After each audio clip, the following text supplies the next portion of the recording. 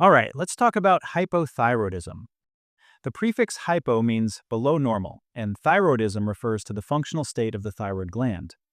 Therefore, hypothyroidism describes a condition in which the thyroid gland produces an insufficient amount of hormones to meet the body's metabolic needs. The thyroid gland normally synthesizes and secretes two main hormones: thyroxine, also called T4, which represents about 80% of the total hormone output, and triiodothyronine, or T3, which is the biologically active form that exerts most of the metabolic effects.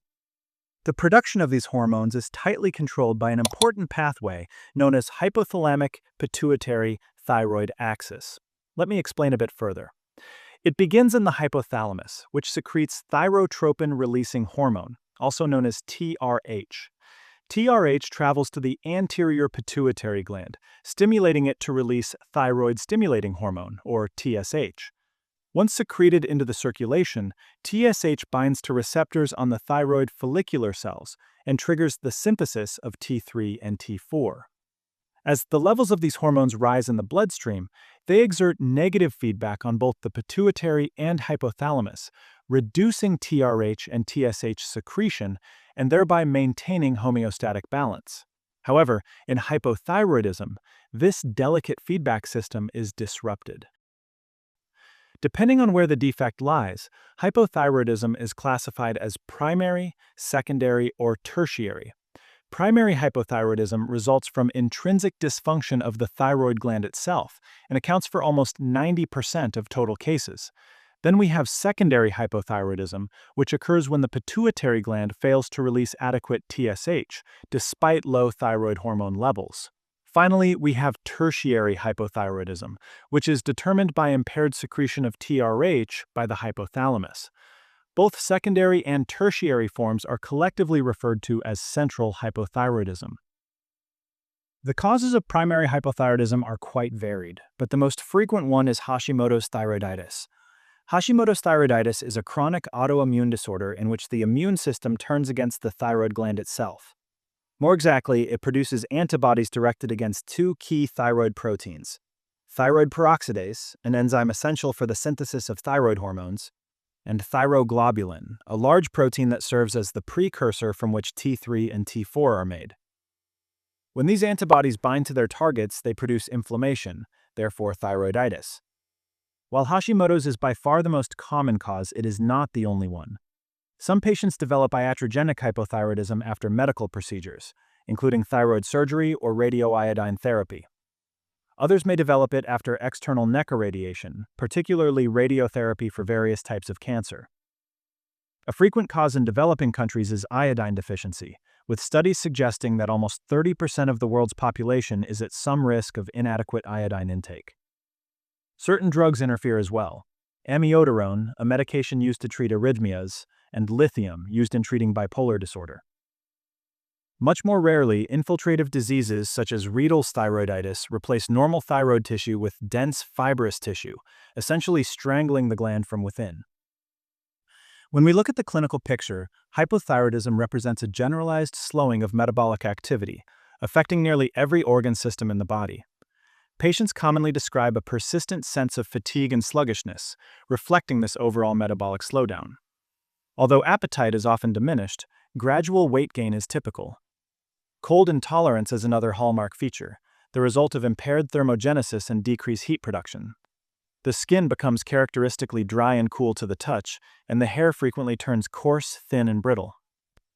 The cardiovascular system is also affected, patients often presenting with bradycardia and low cardiac output, resulting in increased overall fatigability. The gastrointestinal system also slows down, with diminished intestinal motility leading to constipation, a common and sometimes prominent complaint. Neurologically, patients may develop slowed speech and impaired concentration, as well as a sense of mental fog. In women, the hormonal imbalance can disrupt reproductive physiology, leading to menstrual irregularities such as menorrhagia, or in more advanced cases, amenorrhea. The facial appearance can change, becoming puffy and edematous, particularly around the eyes. This occurs because glycosaminoglycans accumulate within the interstitial tissues, drawing water and creating the classic non-pitting edema known as myxedema. In its most severe and neglected form, this process may culminate in myxedema coma, a life-threatening state marked by profound hypothermia, bradycardia, hypotension, and altered consciousness. The diagnosis of hypothyroidism begins with a laboratory evaluation. The most sensitive and specific initial test is the serum TSH measurement, which accurately reflects how the pituitary gland responds to circulating thyroid hormone levels.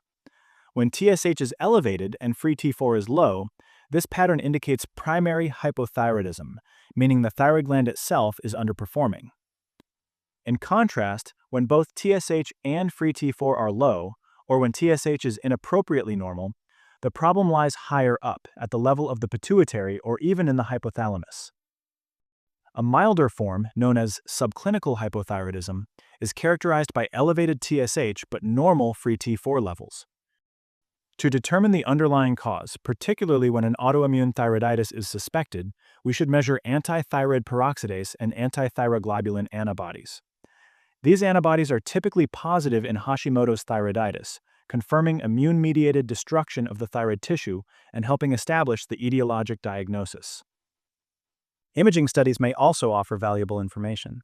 The thyroid ultrasound allows us to precisely assess the gland's size, the parenchymal echo texture, and the presence of nodules. It is especially helpful in patients who present with a goiter or an asymmetric thyroid enlargement. When central hypothyroidism is suspected, a magnetic resonance imaging scan of the hypothalamic pituitary region is recommended. This helps identify potential structural causes, such as a pituitary adenoma or a hypothalamic mass, that may interfere with the normal thyroid hormone production. The treatment of hypothyroidism centers on restoring normal metabolic function through hormone replacement. The cornerstone of therapy is levothyroxine, a synthetic form of thyroxine, or T4, which is naturally converted by peripheral tissues into the active hormone T3. In most otherwise healthy adults, therapy begins with a full replacement dose, typically around 1.6 micrograms per kilogram per day. However, in older individuals, or those with pre-existing cardiac disease, treatment must start cautiously, using a lower dose that is gradually increased to avoid precipitating angina or arrhythmias. Because thyroid hormone equilibrium adjusts slowly, TSH levels are reassessed after 6 to 8 weeks, and the dose is modified as needed until stable euthyroidism is achieved. Once an appropriate maintenance dose is established, monitoring every 6 to 12 months is generally sufficient. In cases of central hypothyroidism, where TSH may not reliably reflect hormone status, free T4 becomes the primary parameter guiding therapy. Certain physiological states, such as pregnancy, require particular attention. During gestation, thyroid hormone demands naturally rise, so the levothyroxine dose must be increased, often by about 30%, with careful monitoring every few weeks to ensure both maternal and fetal well-being. I hope this video helped understand this condition. If you found it useful, don't forget to like, comment, and subscribe for more medical content. Thanks for watching, and see you in the next one.